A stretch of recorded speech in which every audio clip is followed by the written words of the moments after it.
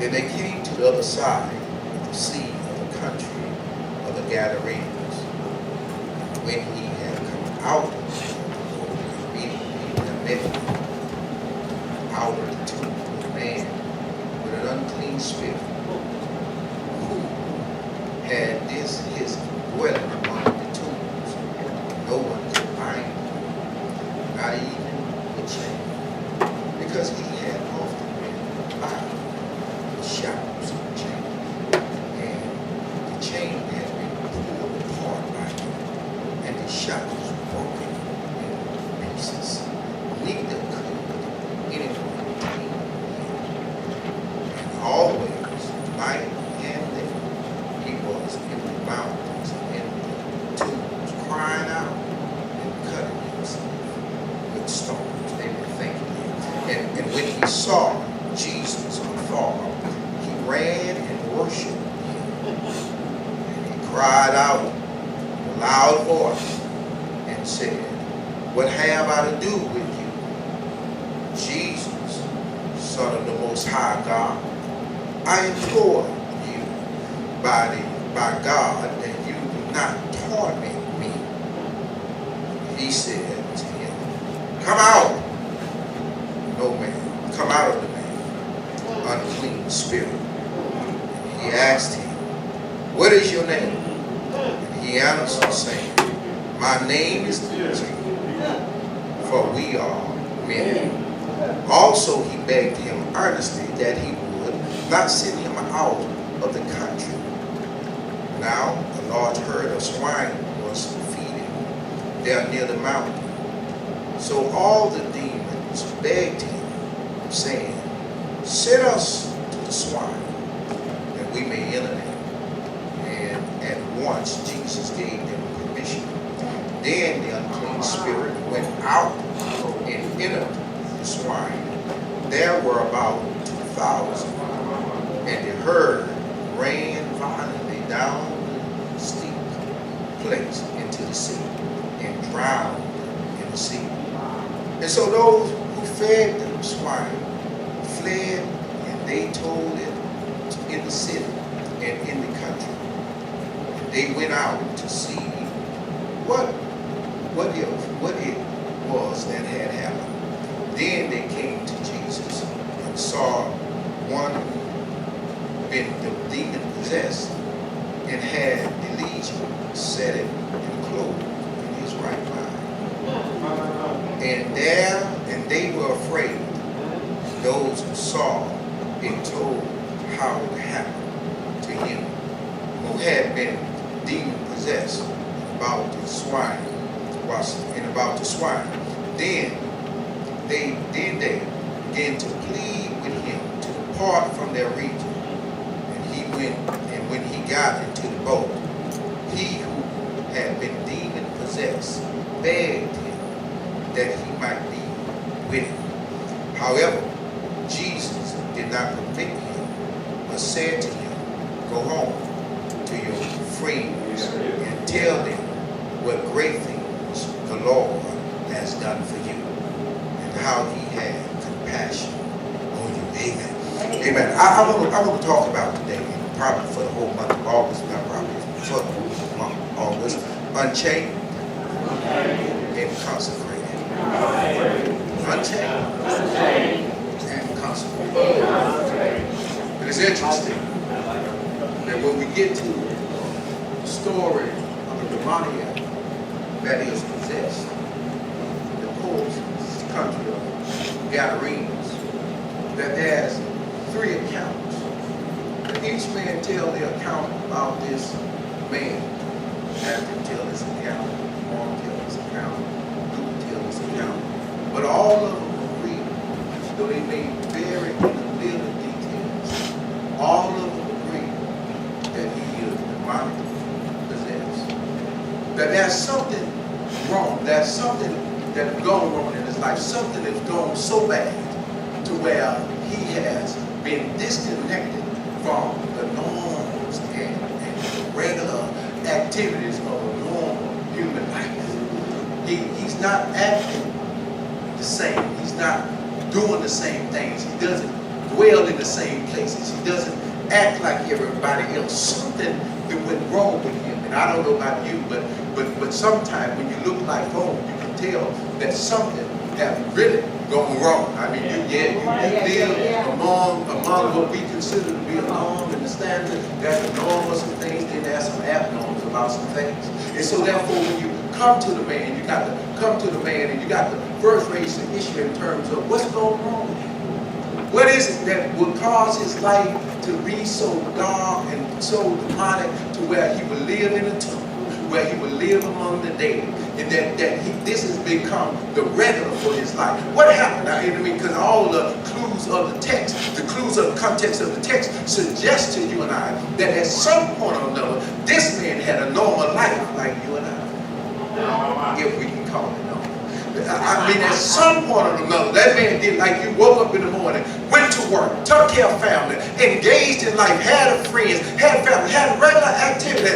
This is not a birth situation. This is a life somewhere in the transition of life situation in terms of what has happened to his life. And now this man is living and acting as if something is so wrong in his life to where he don't have what you and I have come to know to be good sense. Can I talk about you talk to you in terms of that? That when we come to the text, hey God, thank you. When you come to the text, that most of us in here, that when we see people that act and live in terms of abnormal or not a regular norm, the way we begin, because you know we live in abnorms now, that abnorms that become norms now, amen. And so there's something that I call regular norm. You know what regular norm is? The order that God called it in, the order that God said it. That's and so therefore, when you come to the text says that Jesus entered into the city or to the place of the Gadarenes. Now, I want to suggest to you that Jesus knows what's going on in the countryside of Galilee because it's on his assignment list. And Jesus knows in terms of what he has to deal with when he gets there, it's on his assignment list. And can I help you right now? Because many of us are asking the question, why is it that I've had so many storms in my life? It's because God has allowed you to have storms so you can recognize his power. Amen. Because before all of them said, before he goes into the Galilean, he takes those that are going with him and those that he's in training with him and those that he's shaping. He takes them through a storm experience so that they can see his authority over the storm. Can I help you in terms of this right here? That some of us trying to cast out demons, but you can't even survive the storm yet. Some of us are casting out demons, but you haven't been properly prepared to be able to handle the authority or recognize or believe that God has authority over the demon because you have not believed and trust God in your storm. And somebody in here, let me wake you up. And each one says that Jesus take his 12 disciples and all those that decide to travel alone on their own accord, he commands them to go, but others came just because they wanted to come and because they know they was probably going to see God operate in authority and power. So they jumped on their little boats and followed him. Can I tell you, in this room right now, there are some folk in here, God says, I'm commanding you to go through the storm. And the reason why I'm commanding you to go through the storm because I'm trying to prepare you for the work that I'm about to see you do. Quit cursing your storm and start embracing your storm and thanking God for your storm because God has sent you through the storm so he can prepare you for the work that he's about to take you to. If you're mad at God in the storm versus thanking God for in the storm, if you come on the other side of the storm and the storm didn't kill you, that's because God was trying to prepare you.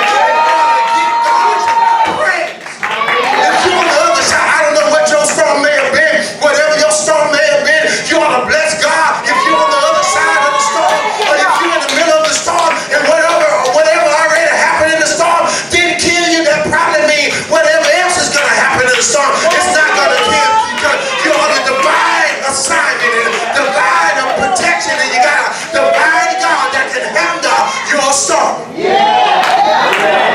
He takes them. Hey, y'all forgive me for this. He takes them through the storm before he takes them to the grave. Somebody in here, he takes them to the storm before he takes them to the demonic at, because he needs us to know that whenever you approach the devil, you're in a real spiritual storm. But he gives them an example of natural storms. And if God has power over that which you can see, then that means possibly he has power over that which you can't see. If God has power over it, and he knows we're not there yet. That's right. Come on, Pastor. Yeah. He does. And so God first handles and takes them through the training in the natural storm, so they can handle the spiritual storm that they're about to go into one more time in this room.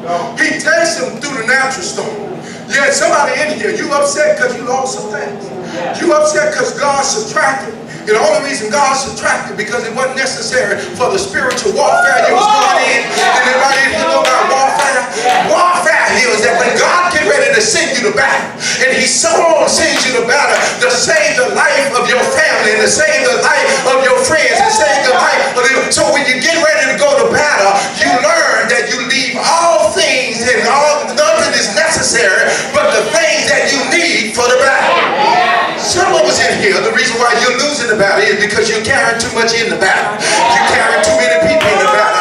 There are some people that ain't equipped for the battle. There are some people that ain't equipped for some stuff ain't equipped for the battle. And you thought God was downsizing you when God was really upsizing you for the battle you're getting ready to go into. You thought God was taking away from you when really God was equipping you so you can handle it, so you wouldn't get distracted by the stuff of the people that can't handle the battle. The worst thing you can do is get ready in the middle of a battle, and while you're fighting, somebody else is crying. While you get in the middle of the battle, while you're fighting, somebody else is complaining. In the middle of the battle, while you're fighting, somebody discouraging you. While you're in the middle of the battle, somebody talking about you. So to get them out of your life, you can pick them back up if you want to. But right now, I need you to have less trouble. I need you to have less fear. I need you to go battle. I need you to be focused in this battle.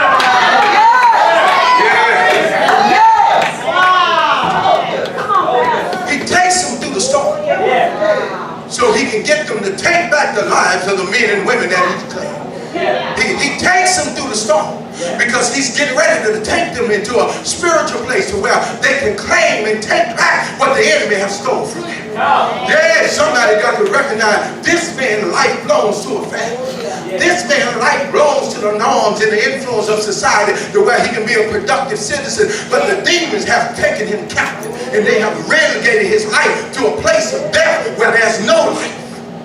Therefore, I thank God.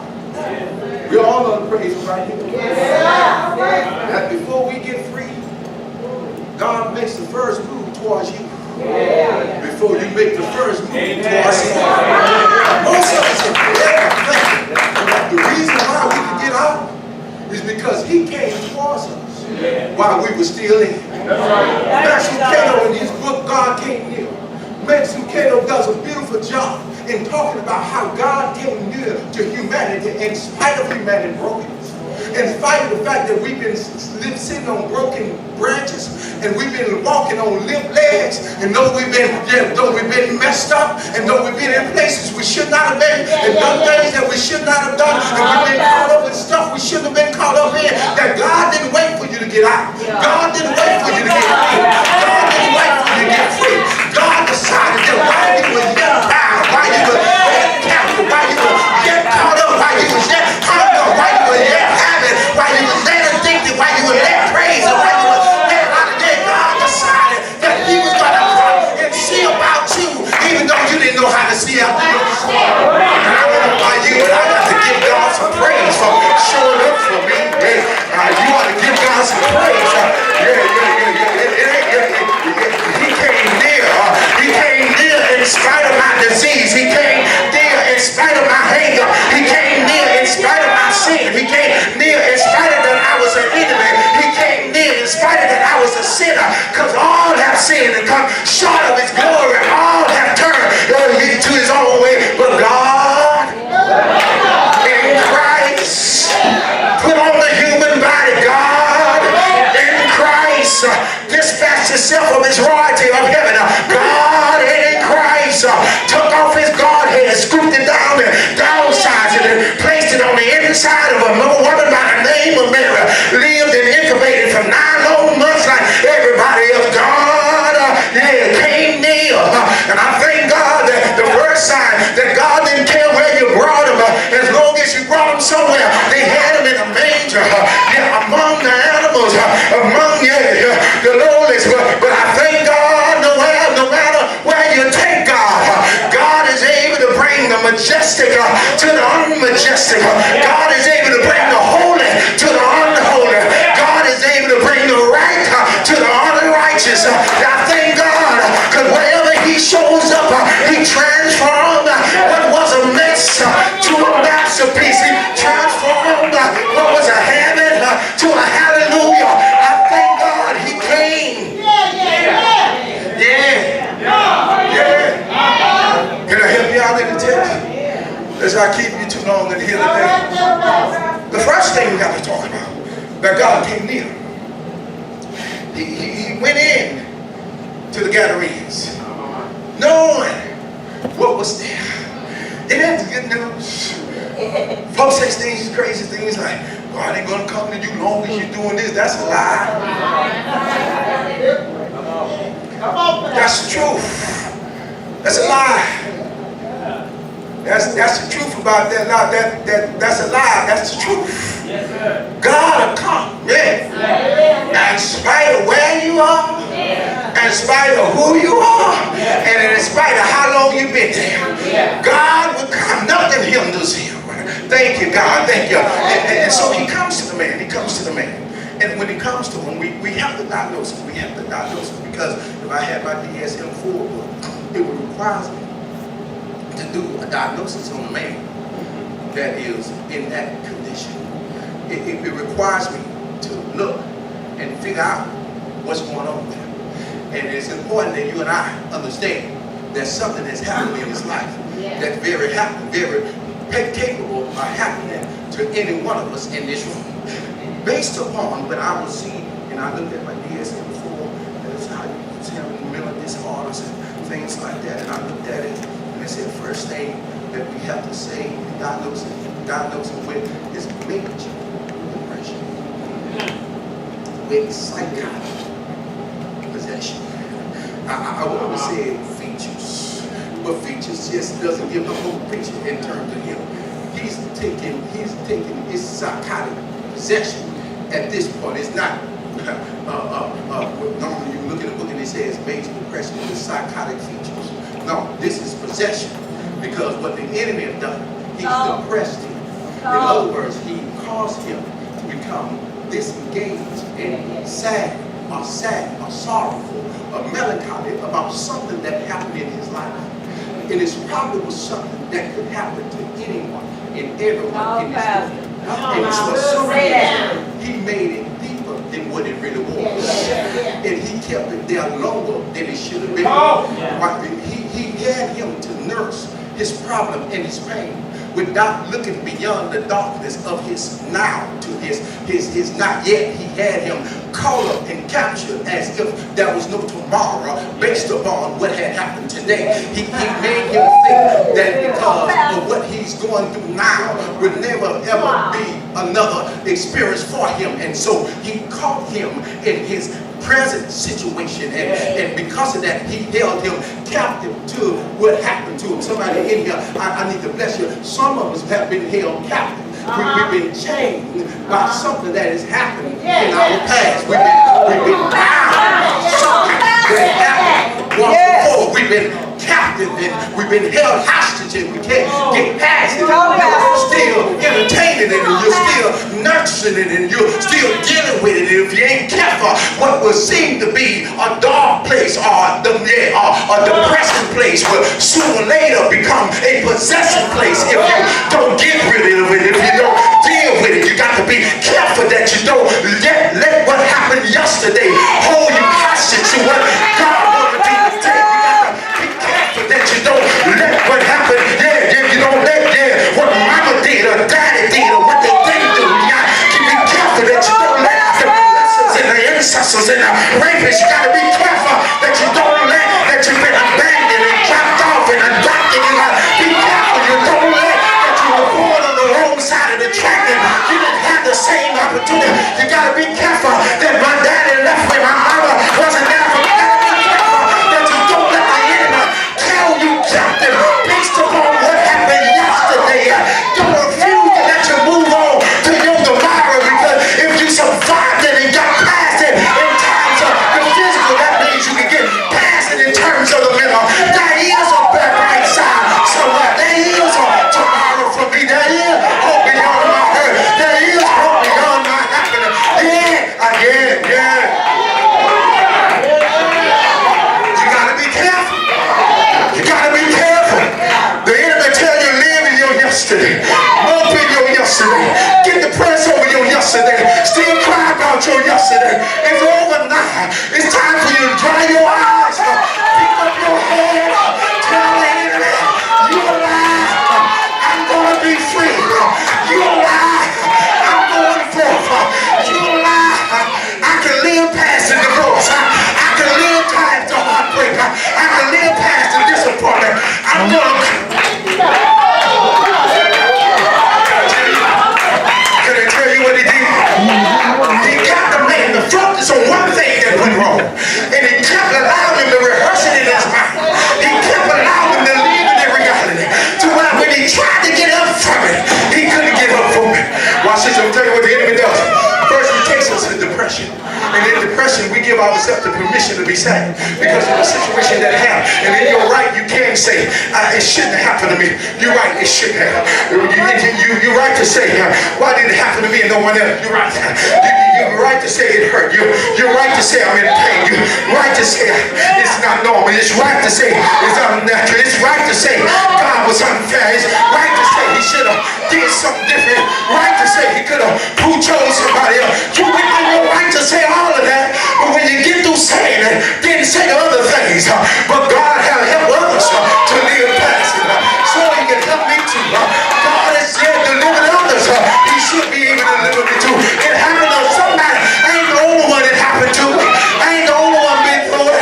And I want to be able to help somebody that they don't go through it. And if I don't get myself together, I can't help somebody else to not escape what I didn't escape. To make it through what I can make it through. If I don't get myself together, then the enemy has robbed me of the opportunity to use my bad for good.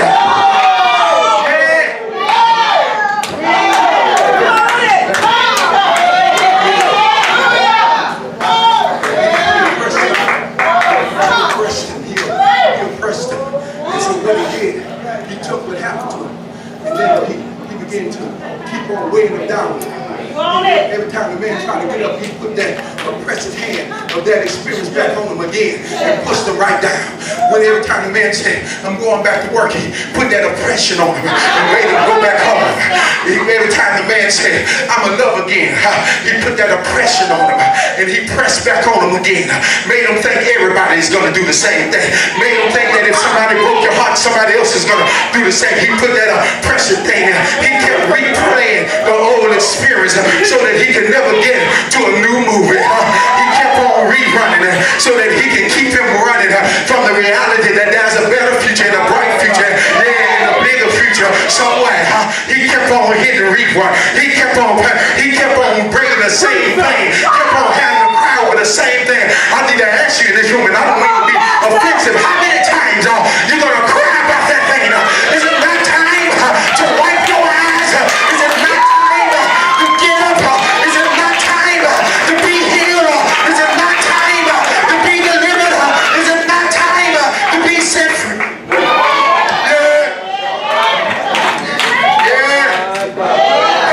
It happened. But the best is yet to come. These suffering of this present time is not compared with the reality what God is going to reveal to you. These are but a light affliction for the way of glory that God is going to bless you with. Can I help you in this room? You got to give a Jones of praise. And a Jones of praise says, yes, it's happened. Yes, my brothers did it. Yes, I was sold into slavery.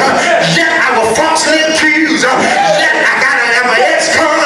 But God is still able to bless my life. God is still able to use me in the palace.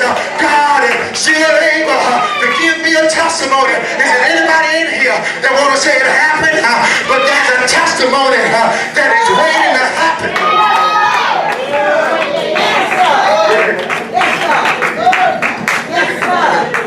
Let me leave you alone. Let me go home.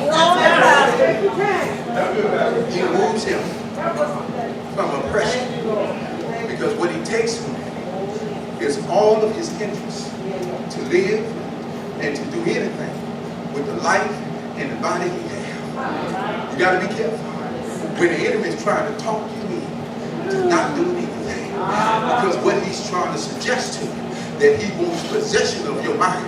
He wants to use your body, and what he'll do is he'll make your life a depressive experience and then an oppressive experience, to where you give up on yourself and you give up on life. And once you do that, then he knows that he can come in because you are unoccupied with potential. You're unoccupied with possibility. You're unoccupied with love. You're unoccupied with opportunity. And so what he sees is that you have resigned from life, and therefore you're just a carcass existing in life, therefore not doing anything with the life that you have. And in the words of my grandmother, an idle mind is the devil.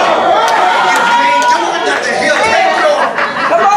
Yeah, if you ain't up to nothing, he'll come in and take over you. And that's what happened with the man. He disconnected him from his reality. He disconnected him from his family. He disconnected him from his friends. He disconnected him from his job. He disconnected him from his reality to live beyond where he were. And therefore, when he can't do anything else, he became inactive. And because he was inactive, he lost his house. Because he was inactive, inside, in Milichi, he lost his family. Because he was inactive and disengaged and depressed, and nobody could help him, and nobody could help him with the symptoms. Then they all sooner or later discarded him. I know they tried. I know they probably gave him some help, but they got tired of trying to do something for somebody that didn't want anything done for them. And they kept on until finally they threw in the towel. I stopped by to tell you, if the Spirit of God won't strive with you always, definitely the Spirit of man sure won't. You got to be careful that the devil don't make people quit on you. That was there to help you get past whatever hurts. Come on, Pastor. Thank you. And so he moves from his house, disconnect from his family, and relocate to the grave. He moves from his house, disconnect from his family, and live in the grave. And there is where the devil will take over. Yeah. Let me say it one more time. If you got graveside living, Come on now. the devil Yes, will take over. Because I don't care what nobody say, death is one of our darkest experiences and one of our most hurting experiences. And the devil knows if he can get you to live in your darkness and live in your hurt, then he knows he'll take the rest of your life. Is there anybody in here? He's trying to get you to live by the grace side. Mama been there to go 20-something years. Can't live by the grace side. Daddy had to go on the glory. I can't live by the grace side. Made up my mind that I need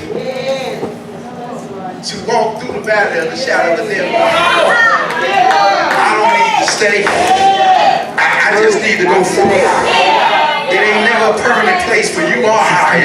It ain't a permanent place for us in this life, God. And like a matter of fact, I'm only dropping my body off, and therefore I'm going to keep on going. Amen. The morning we claim my life. I'm going to drop off this old body and tell y'all pray and sing and praise. But I'm going up yonder to see my Lord. I'm going up yonder where the wicked will cease from. Yeah, somebody got it in this room. Watch this, man. He gets in the lead. And they said, I got to drop this in here and get out of here, because I told myself 11:30, I'm guaranteed through all the ways. Now, let me give you the points in terms of this. First thing I asked the Holy Spirit. Holy Spirit. Yes, sir. Yes, sir. That's how I am. Yep.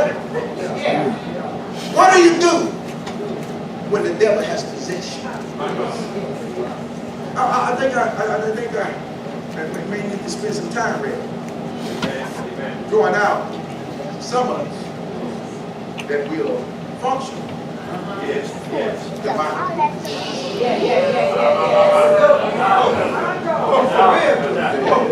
Your function divinely possessed. Come on. I hate to say that you're a Christian. I'm still divinely possessed. You can't possess you when you show up in the fellowship. You can live inside when Christ is living inside. But he can live so around you that he can be acting and living like and looking like he lives.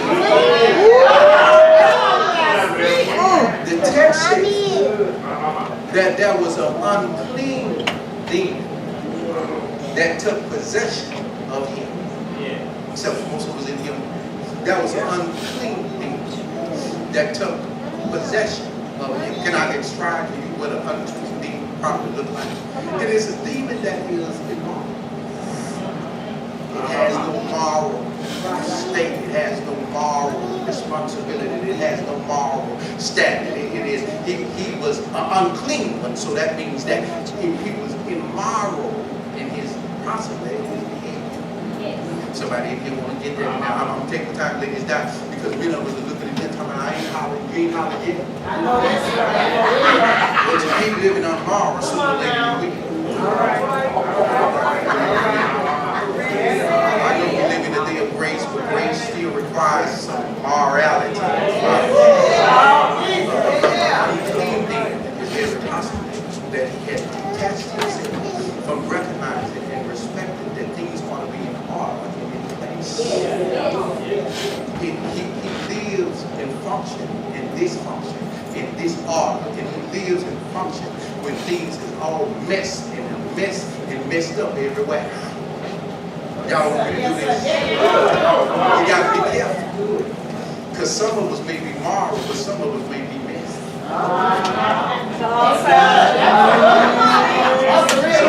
Come on, Pastor.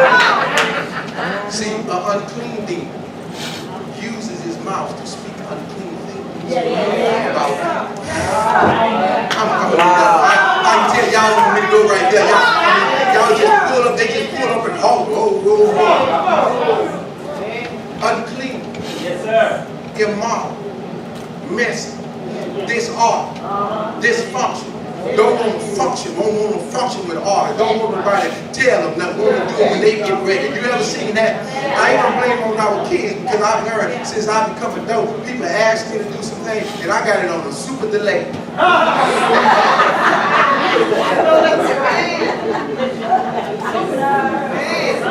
So because I'm discovered that when I was a child, I act like a child, but when I came a man, I still got some childish things when I should have put them away. And if you make them people, that's some childish things that you need to put them away. Watch this. He says it's an unclean thing. So that's very possible. It means that he's over into what is lasciviousness. He's probably leaving the devil in terms of pornography. He's probably in somewhere that is immoral, unclean, is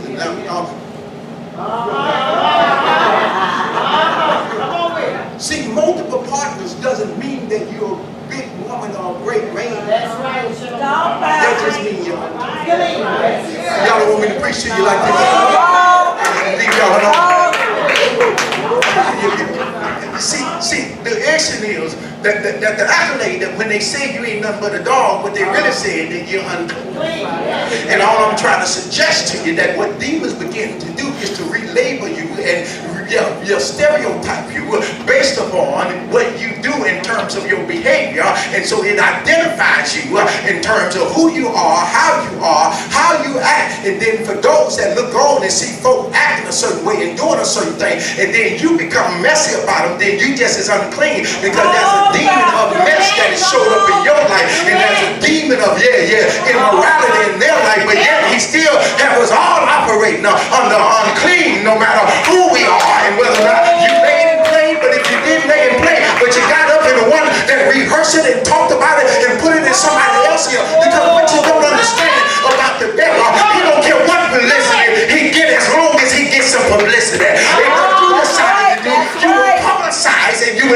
encourage other folk to do it. And so therefore, how many times you cause others to fall because they recognize some other Christian had some weakness in their life, and versus you considering it and praying for it, like God told you that if anyone take it in the fall, you that is spiritual, pray for one, restore his spirit, consider ourselves, let's not be tempted. And what the Holy Spirit was saying, if you don't help that person, you may be the next person that's in that shape that somebody's going to talk about you like they talked about somebody else. And so I made up in my mind that I do like Noah's sons that covered Noah's sins versus trying to reveal Noah's sins, because you don't never know when your sins will be revealed. And what the devil wants you to do is be able to try to uncover somebody else so that he can keep discouraging everybody else, so that he can keep them believing that there is no reason to live for God.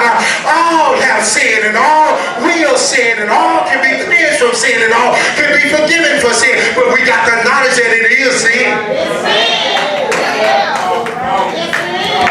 Let me get out. Holy Spirit says, because I try to make this man some crazy psychotic guy that just jumped out this crazy in the house. He said, Pastor Lee, this didn't start in terms of him having an abnormal life. He started with him accepting the fact that he could have some sin in his life.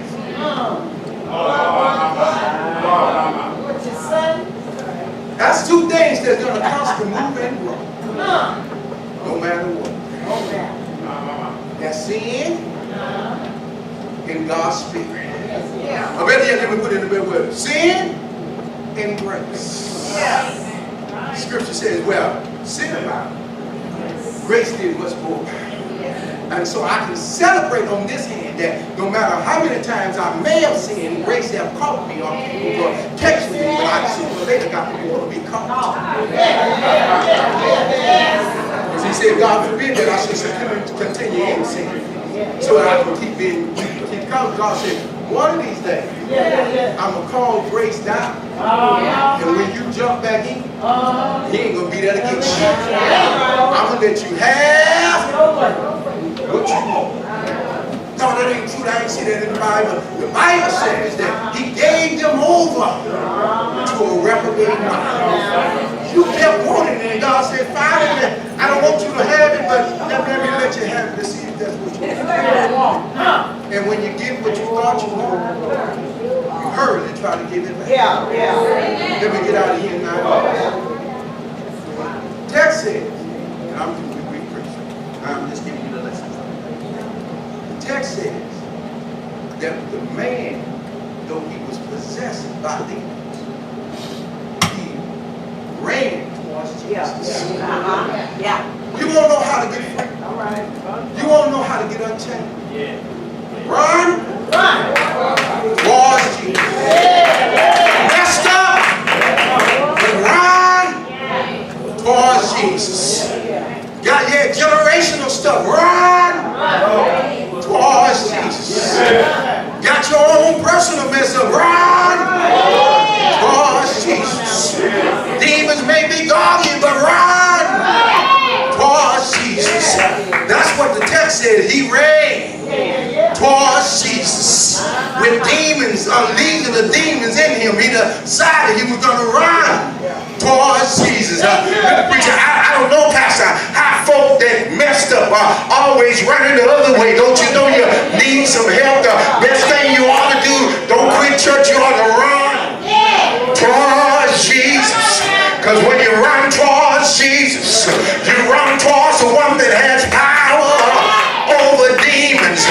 Run towards Jesus. Can I help you out in here? The text suggests in the context of the clues that is in the context says that they tried to help him. They tried to bind him. They tried therapy for him. They sent him to counseling.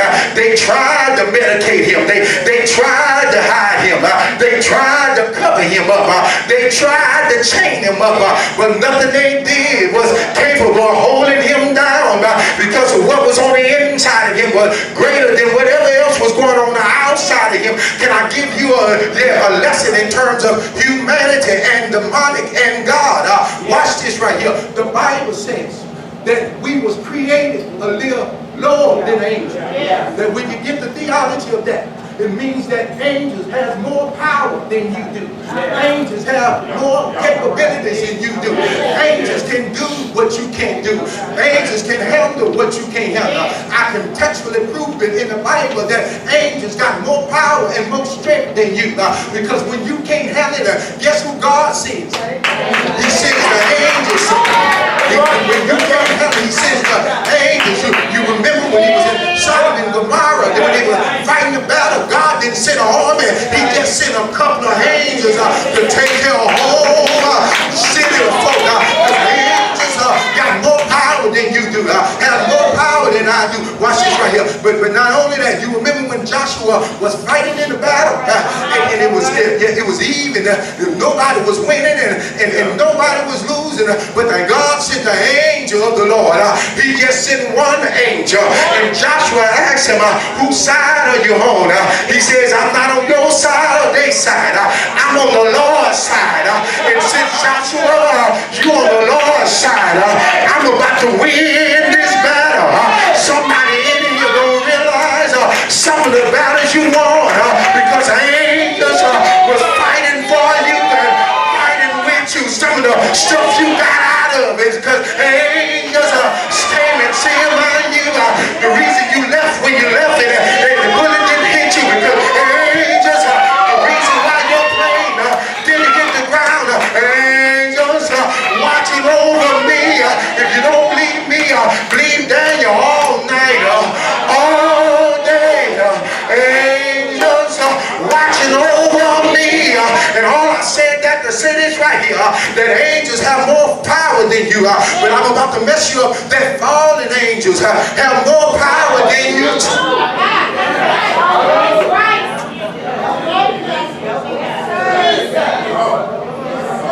So your human mind can't help where demons is. Your human strength can't help where demons is. Your human ingenuity can't help where demons is. And so in order to handle demons, you have to be given authority from the one that has power. And in chapter 6 of this same book, he says, and he gave them authority.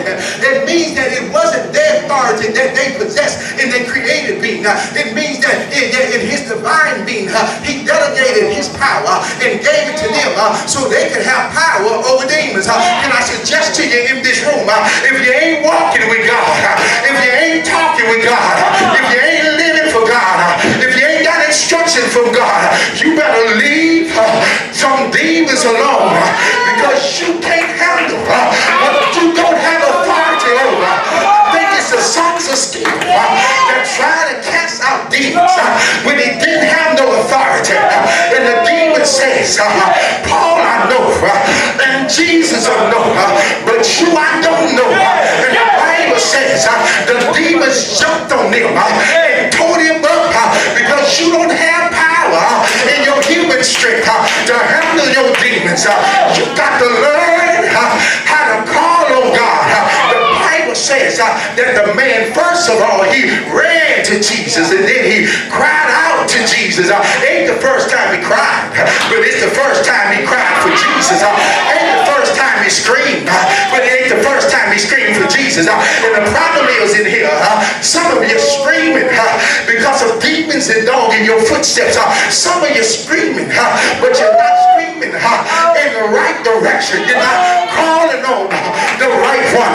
Some of us are crying, but we're yet to cry out Jesus. Some of us are there hollering, but you're yet to holler his name. And I somebody tell you that demons don't leave because you're loud.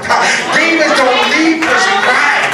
Demons don't leave because you cry sad. Demons leave when they know that you've been connected with the Almighty.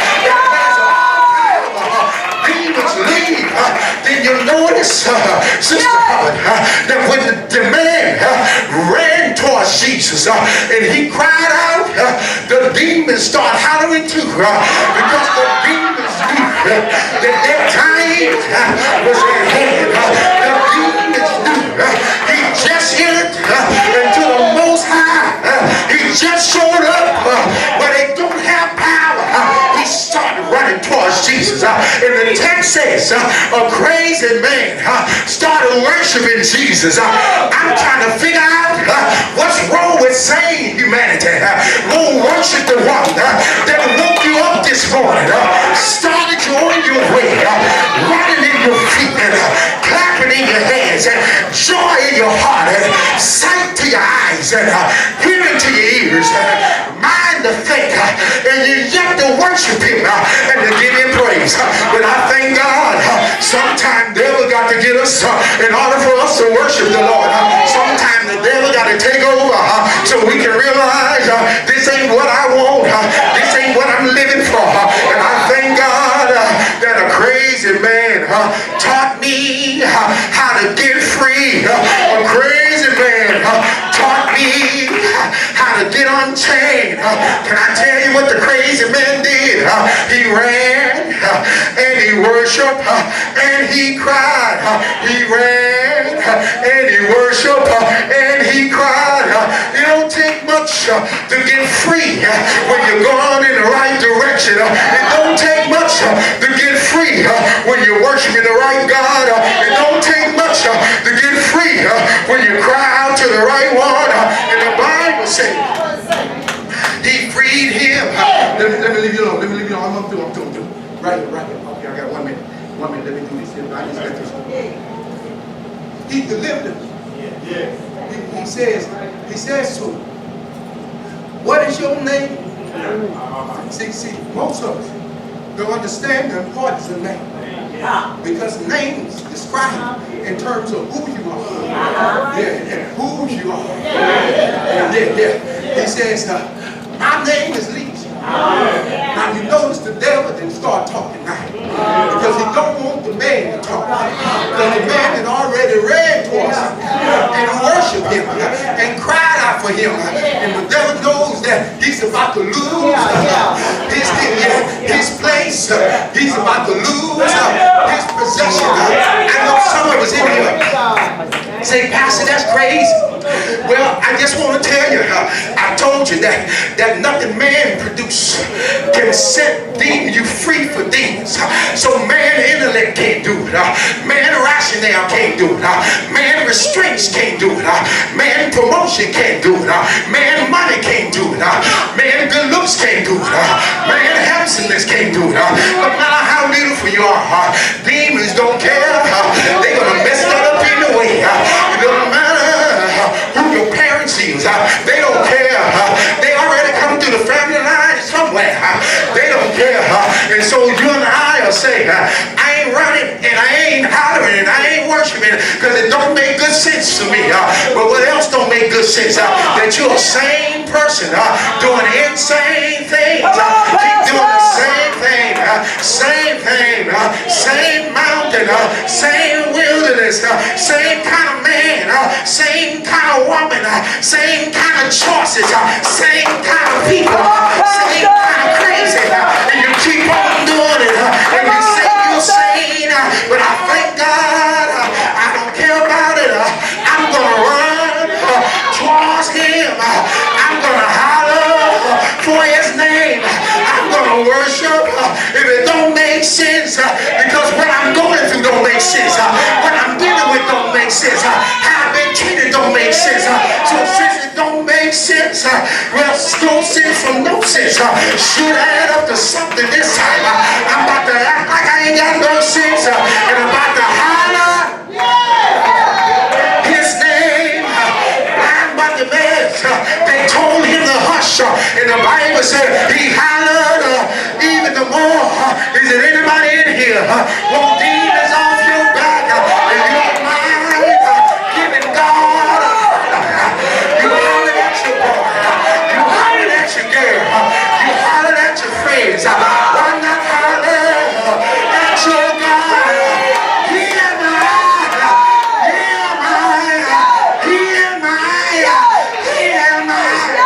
Is it everybody? Yeah.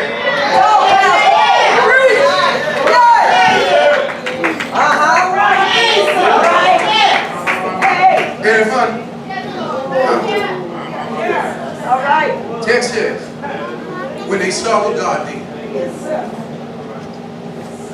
one was running These are the ones that was unclean. Talking about what happened to the pigs. While others was hollering, what happened to the man?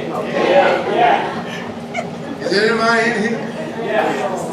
Need a little hall theology. Little hall theology.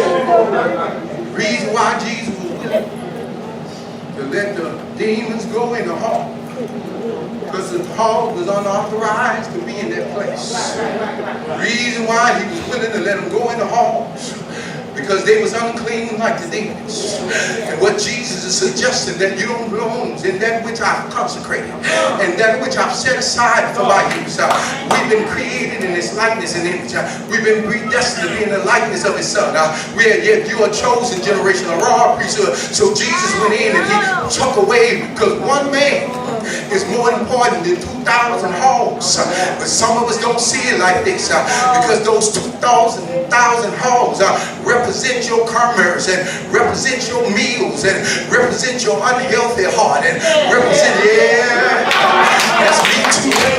Little homo, little children, little people won't hurt you. But I'm just trying to tell you, Jesus says it is unhealthy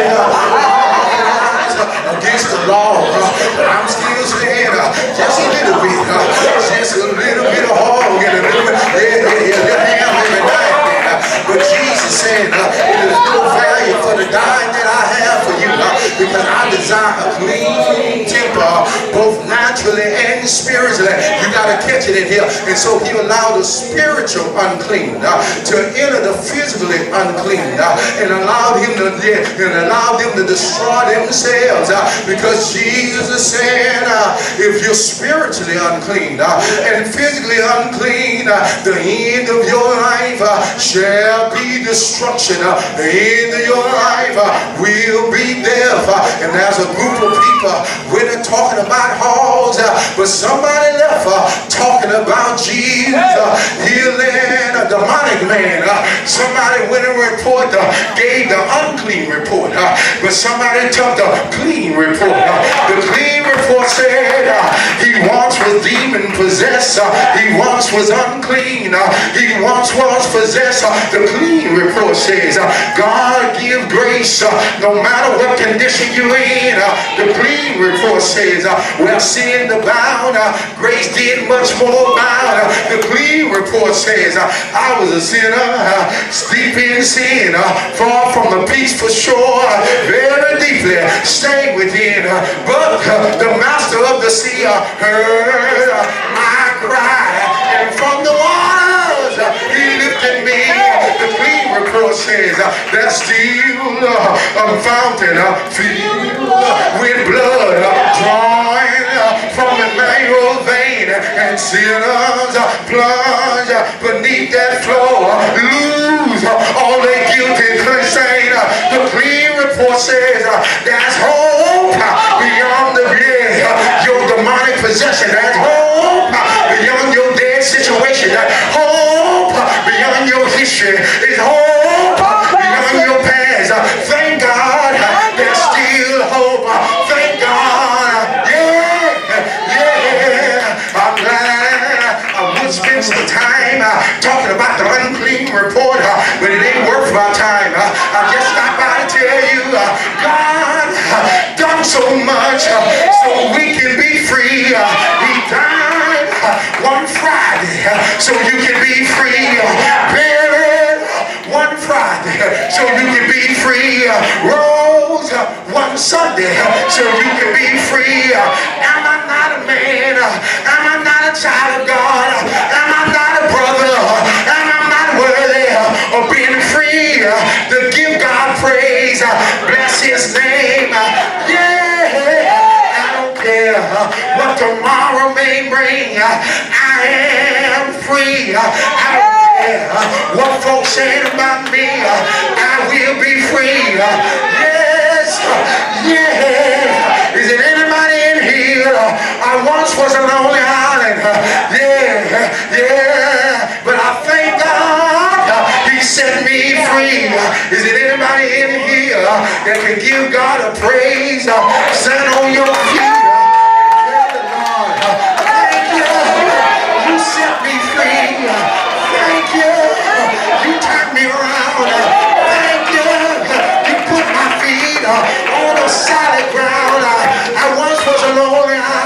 But